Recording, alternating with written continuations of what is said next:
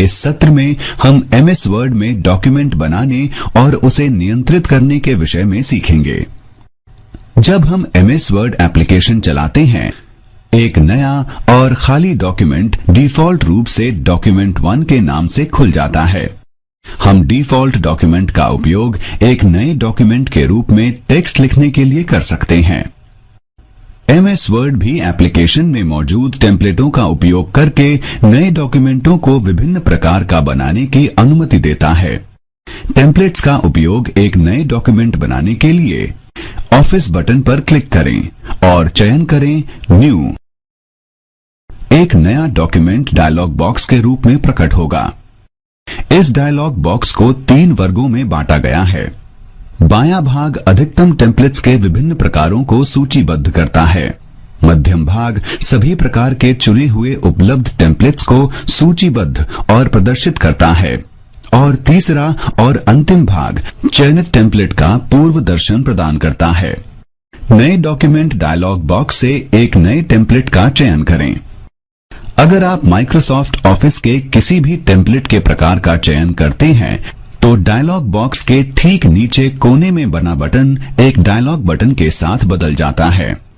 Create या चयनित template पर आधारित एक डॉक्यूमेंट बनाने के लिए डाउनलोड पर क्लिक करें। जहां डॉक्यूमेंट बना है, वहां आप टेक्स्ट लिख सकते हैं और उसमें छवियों या चित्रों को सम्मिलित कर सकते हैं। अब आप पेज लेआउट टैब के तहत पेज सेटअप समूह में विभिन्न विकल्पों का उपयोग कर डॉक्यूमेंट के आकार को अनुकूलित कर सकते हैं। डॉक्यूमेंट का आकार निर्धारित करने के लिए पेज लेआउट टैब पर क्लिक करें। पेज सेटअप करने के लिए मार्जिन्स, ओरिएंटेशन पोर्ट्रेट के रूप में या लैंडस्केप और आकार को चुनें। एक बार जब आप नया डॉक्यूमेंट बना लें, तो फिर उसे सेव करना जरूरी होता है।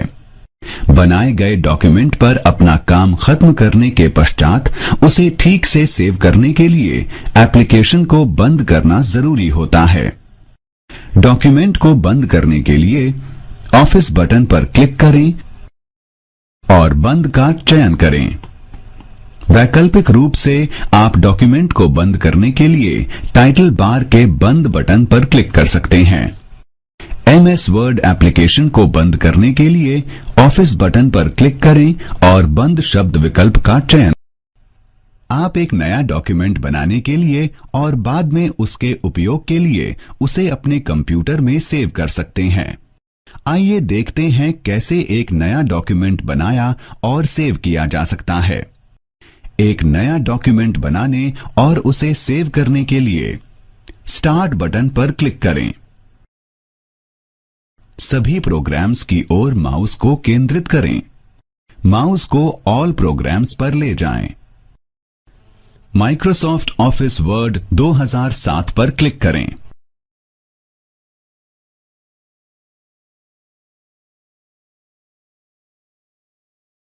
डॉक्यूमेंट 1 के रूप में एक नया डॉक्यूमेंट बन जाएगा।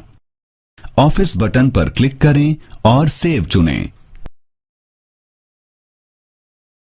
डायलॉग बॉक्स में सेव एज दिखेगा। जिस स्थान और फोल्डर में आप डॉक्यूमेंट को सेव करना चाहते हैं, उसे चुनें।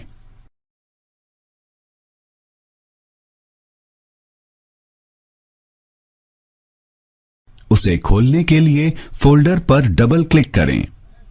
अपने डॉक्यूमेंट के लिए इच्छित फाइल का नाम कॉम्बो बॉक्स में फाइल के नाम पर लिखें।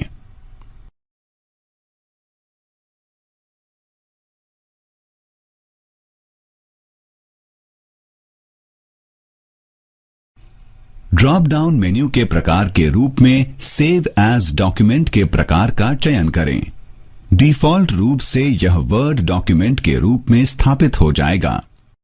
डॉक्यूमेंट को सेव करने के लिए क्लिक करें, सेव, और डायलॉग बॉक्स में सेव एज बंद करें।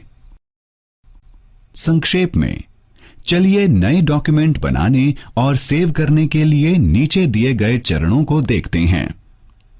चरण 1, स्टार्ट बटन पर क्लिक करें। चरण 2, ऑल प्रोग्राम्स की ओर माउस लेकर जाएं। चरण 3, माइक्रोसॉफ्ट ऑफिस पर क्लिक करें। चरण 4, माइक्रोसॉफ्ट ऑफिस वर्ड 2007 पर क्लिक करें। चरण 5, ऑफिस बटन पर क्लिक करें और सेव चुनें। चरण 6, स्थान और फोल्डर चुनें। चरण 7, फाइल का नाम कॉम्बो बॉक्स की फाइल के नाम पर लिखें। चरण 8, ड्रॉप डाउन सूची के प्रकारों में से सेव डॉक्यूमेंट के प्रकार का चयन करें। चरण 9, सेव पर क्लिक। आपने एक डॉक्यूमेंट बनाया और उसे चेतना डॉक्यूमेंट के नाम से चेतना फोल्डर के रूप में लोकल डिस्क ई में अपने कंप्यूटर में सेव किया। चलिए देखते हैं इस डॉक्यूमेंट को कैसे खोलते हैं।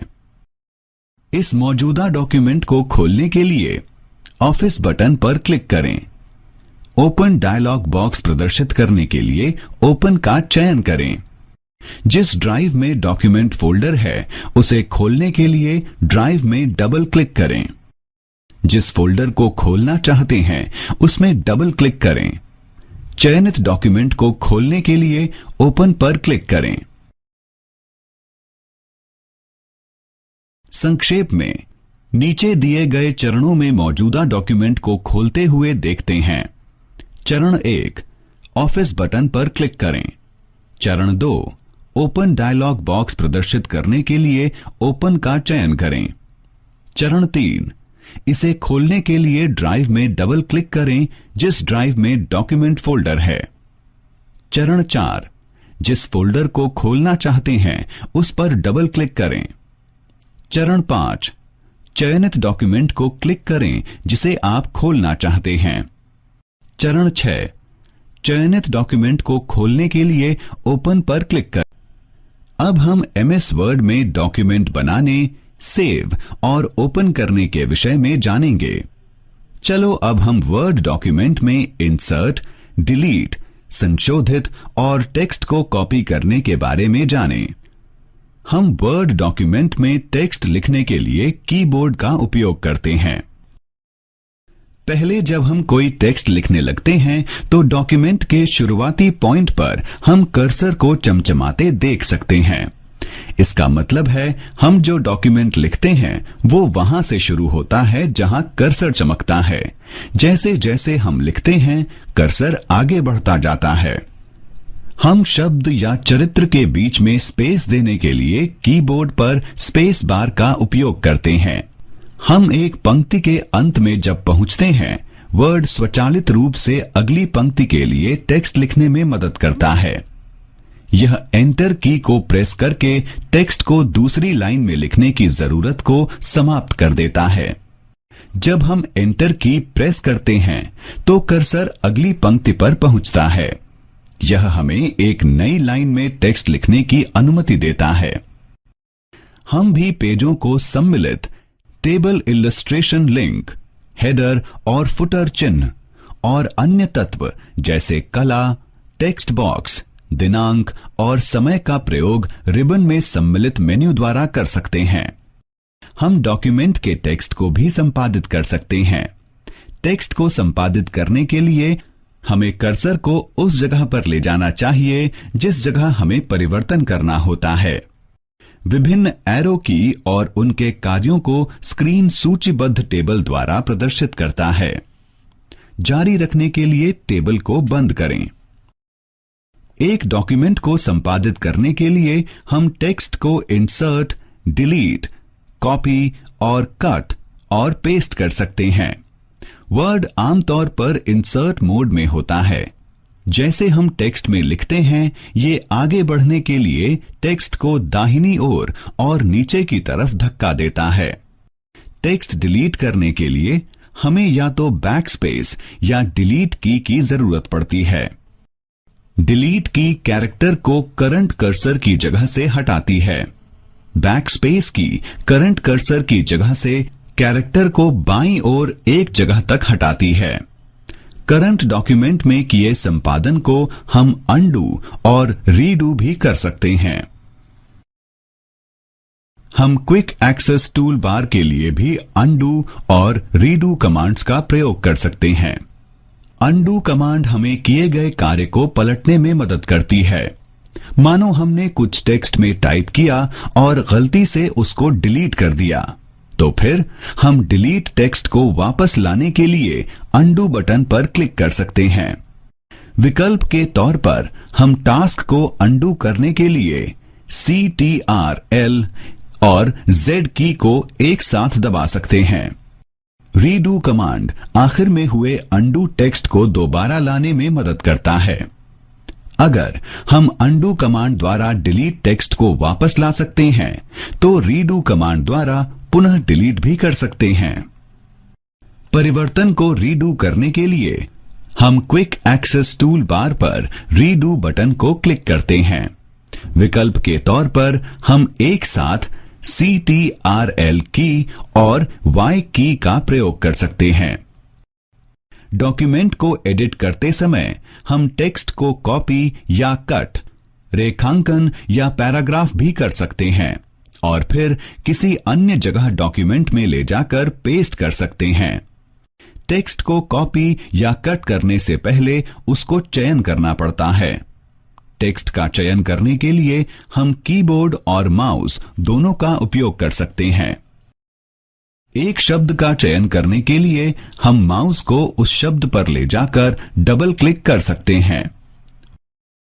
वाक्य का चयन करने के लिए हम CTRL की को दबा के वाक्य में कहीं पर भी क्लिक कर सकते हैं। पैराग्राफ का चयन करने के लिए हम माउस को सिलेक्शन बार पर ले जाकर डबल क्लिक करते हैं। इच्छित टेक्स्ट या कैरेक्टर का चयन करने के लिए हमें जरूरत है कि हम इच्छानुसार चुने भाग पर आई बीम पॉइंटर को क्लिक और ड्रैग करें। एक बार हम टेक्स्ट का चयन करने में सक्षम हो गए, तो हम चयनित टेक्स्ट को कॉपी या कट करके एक से दूसरी जगह ले जा सकते हैं। चलिए जानते हैं टेक्स्ट को एक जगह से दूसरी जगह कैसे ले जा सकते हैं। टेक्स्ट को एक जगह से दूसरी जगह ले जाने के लिए उस टेक्स्ट का चयन करें जिसे आप एक जगह से दूसरी जगह ले जाना चाहते हैं। रिबन के होम मेन्यू में से कट विकल्प पर क्लिक करें। कर्सर को उस स्थान पर रखें जहां आप अपना टेक्स्ट पेस्ट करना चाहते हैं। कट टेक्स्ट को पेस्ट करने के लिए पेस्ट विकल्प पर क्लिक करें। पेस्ट विकल्प केवल वैल्यू या फॉर्मेटिंग पेस्ट या हाइपरलिंक के रूप में टेक्स्ट पेस्ट करने के विकल्प प्रदान करता है। इसी तरह हम टेक्स्ट को कॉपी करके एक ही डॉक्यूमेंट को एक अन्य जगह पर या एक अलग डॉक्यूमेंट में पेस्ट कर सकते हैं। टेक्स्ट को कॉपी करने के लिए कॉपी करने वाले टेक्स्ट का चयन करें। रिबन के होम मेन्यू में से कॉपी विकल्प पर क्लिक करें। कर्सर को उस स्थान पर रखें जहां आप अपना टेक्स्ट पेस्ट करना चाहते हैं। पेस्ट विकल्प पर क्लिक करें। कॉपी टेक्स्ट यहां पर पेस्ट हो जाता है। तो हमने देखा वर्ड विभिन्न विकल्पों और की का उपयोग करके किसी डॉक्यूमेंट में टेक्स्ट को संपादित करने की अनुमति कैसे। प्रश्न पढ़ें और उत्तर दें। सही विकल्प पर क्लिक करें और प्रश्न का उत्तर पूरे होने पर जांचें पर क्लिक करें। प्रश्न पढ़ें और उत्तर दें। सही विकल्प पर क्लिक करें और प्रश्न का उत्तर पूरे होने पर जांचें पर क्लिक करें। हम क्या करते हैं जब हमें जटिल जानकारी को व्यवस्थित करने की जरूरत होती है? हाँ, हम इस जानकारी को संभालने के लिए टेबल्स का उपयोग करते हैं। टेबल्स हमें विभिन्न प्रकार के डॉक्यूमेंट्स को संभालने में मदद करता है, जैसे फॉर्म, स्क्रिप्ट और रिपोर्ट्स। टेबल्स रो और कॉलम से मिलकर बना है। रो आड़ी लाइंस हैं, कॉलम खड़ी लाइंस हैं, और जब ये लाइनें एक दूसरे को काटती हैं तो सेल बनता है जिसमें हम डेटा और जानकारी रख सकते हैं। चलिए जानते हैं कि एमएस वर्ड में एक टेबल कैसे बनाएं या चित्रित करें। एक टेबल बनाने के लिए आप जहां टेबल बनाना चाहते हैं वहां सम्मिलन पॉइंट पर कर्सर रखें। रिबन के इंसर्ट मेन्यू पर क्लिक करें। ड्रॉप डाउन मेन्यू के विकल्पों में से इंसर्ट टेबल का चयन करें। इंसर्ट टेबल डायलॉग बॉक्स प्रकट होगा। टेबल में रो और कॉलम की इच्छित संख्या का चयन करें या लिखें। टेबल बनाने के लिए ओके पर क्लिक करें और इंसर्ट टेबल डायलॉग बॉक्स को बंद करें। वैकल्पिक रूप से टूल बार के टेबल ड्रॉप डाउन मेन्यू पर क्लिक करें और हाइलाइटेड नंबर के रो और कॉलम टेबल बनाने के लिए पैलेट के ऊपर माउस रखकर खींचें। एक बार जब आप टेबल बना लेते हैं, आप सेल के साथ रो और कॉलम की चौड़ाई और लंबाई बदल सकते हैं। सेल, रो और कॉलम की चौड़ाई और लंबाई बदलने के लिए सेल, रो और कॉलम पर कर्सर रख के राइट क्लिक करें। पॉपअप मेन्यू प्रकट होगा। टेबल प्रॉपर्टीज विकल्प पर क्लिक करें। टेबल प्रॉपर्टीज डायलॉग बॉक्स प्रकट होगा। टेबल टैब टेबल के आकार को सेट करने या टेक्स्ट को टेबल के लिए अलाइन करने के लिए विभिन्न प्रकार के विकल्प प्रदान करता है। बॉर्डर्स और शेडिंग पर क्लिक करें। बटन बॉर्डर्स और शेडिंग डायलॉग बॉक्स प्रदर्शित होगा। ये आपको टेबल और पेज में बॉर्डर सेट करने में मदद करता है। बॉर्डर्स और शेडिंग डायलॉग बॉक्स में शेडिंग टैब आपको टेबल्स को कलर करने की अनुमति देता है। टेबल प्रॉपर्टीज डायलॉग बॉक्स की रो टैब आपको चयनित रो की ऊंचाई सेट करने की अनुमति देती है। टेबल प्रॉपर्टीज डायलॉग बॉक्स की कॉलम टैब आपको चयनित कॉलम की चौड़ाई सेट करने की अनुमति देती है। सेल टैब आपको सेल की चौड़ाई सेट करने में मदद करता है। अपनी जरूरत के अनुसार आप भी टेबल में रो और कॉलम को डिलीट या इंसर्ट कर सकते हो। रो और कॉलम इंसर्ट करने के लिए जहां आप रो और कॉलम को इंसर्ट करना चाहते हैं, रो और कॉलम के उस स्थान पर कर्सर रखें। शॉर्टकट मेन्यू का उपयोग करने के लिए राइट क्लिक करें। माउस को इंसर्ट विकल्प पर ले जाएं। प्रदर्शित सूची से रो, कॉलम और सेट को इंसर्ट करने के लिए विकल्पों में से एक का चयन करें। सेल, रो और कॉलम को डिलीट करने के लिए कर्सर को उन रो और कॉलम पर लेकर जाएं जिन्हें आप डिलीट करना चाहते हैं। राइट क्लिक करें और डिलीट डायलॉग बॉक्स प्रदर्शित करने के लिए डिलीट सेल का चयन करें। सेल, रो और कॉलम को डिलीट करने के लिए इनमें से कोई एक विकल्प चुनें। तो हमने जाना कैसे टेबल्स को बनाएं और उनका उपयोग करें ताकि हम जानकारी को बेहतर और प्रभावशाली तरीके से एमएस वर्ड भी हमें विभिन्न प्रकार के उपयोगिता विकल्प प्रदान करता है, जैसे कि प्रूफिंग और ट्रैकिंग, जो हमें मदद करती है समीक्षा और डॉक्यूमेंट में किए गए परिवर्तनों को ट्रैक करने में। रिबन में review main proof, mark comment, track changes और डॉक्यूमेंट में परिवर्तन के साथ काम करने के विकल्प प्रदान करता है। रिव्यू मेन के प्रूफिंग ग्रुप के कई विकल्प होते हैं, जैसे कि स्पेलिंग, ग्रामर, थिसॉरस और ट्रांसलेट, जो मदद करते हैं डॉक्यूमेंट के टेक्स्ट की जांच करने में। वर्ड अपने आप स्पेलिंग और ग्रामर चेक करता है, जैसे हम उन्हें टाइप करते हैं। गलत स्पेलिंग के नीचे लाल लाइन लगाकर स्पेलिंग की गलती प्रदर्शित करता है। व्याकरण की गलती के लिए हरे रंग की लाइन लगाकर व्याकरण की गलती प्रदर्शित करता है। रिव्यू मेन के अंदर प्रूफिंग ग्रुप में स्पेलिंग और ग्रामर विकल्प पर क्लिक करके हम संपूर्ण डॉक्यूमेंट की गलती जांच सकते हैं। स्पेलिंग ग्रामर डायलॉग बॉक्स प्रकट होता है। डायलॉग बॉक्स त्रुटियों को प्रदर्शित करता है और त्रुटियों के लिए सुझाव देता है। हम सुझाव का उपयोग करके गलत शब्दों को बदल सकते हैं या फिर सुझाव को अनदेखा कर सकते हैं।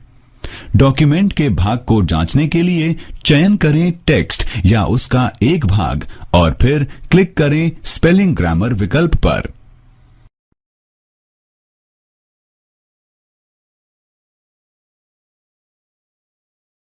थिसॉरस समान अर्थ के शब्दों को अन्य डिक्शनरी में ढूंढने में मदद करता है। शब्द के समान अर्थ खोजने के लिए शब्द का चयन करें और फिर थिसॉरस पर क्लिक करें। रिसर्च टास्क पैन समान अर्थ के दूसरे शब्दों की सूची को प्रकट करता है। शब्द को माउस पर ले जाकर रखें और चयनित शब्द से सुझावित शब्द को परिवर्तित करने के लिए ड्रॉप डाउन मेन्यू में से इंसर्ट का चयन करें। हम डॉक्यूमेंट में हमारे कमेंट्स रख सकते हैं। कमेंट्स करने के लिए कर्सर को उस पॉइंट में रखें जहां कमेंट करना है या चयन करें।